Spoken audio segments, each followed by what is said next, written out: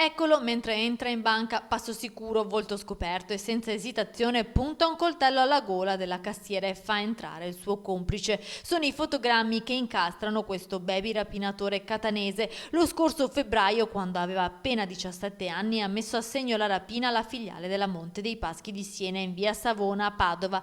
Lui e il suo complice sono scappati con 4.000 euro dopo aver leggermente ferito la dipendente sotto shock. Spregiudicato e senza paura, il giovane rapinatore ha ostentato tutta la sfacciataggine del ladro incallito. Era lui a dettare i tempi d'azione al complice. Si è dimostrato un veterano molto freddo, è entrato dalla bussola, ha puntato al collo dell'unica dipendente che era presente nel locale un coltello e ha fatto aprire la bussola per il complice, dopodiché sono fuggiti con un bottino di 3.300 euro. La squadra mobile di Padova è arrivata al baby bandito che ha compiuto 18 anni giusto un paio di mesi fa dopo una lunga indagine attraverso comparazioni fotografiche e consulenze antropologiche. Incensurato, il giovane fa parte di una banda di trasfertisti siciliani che ha commesso altre rapine in Veneto nei mesi scorsi. I poliziotti lo hanno arrestato nel quartiere San Cristoforo di Catania e tra le urla e l'opposizione violenta dei familiari è stato portato in una struttura di detenzione per minori.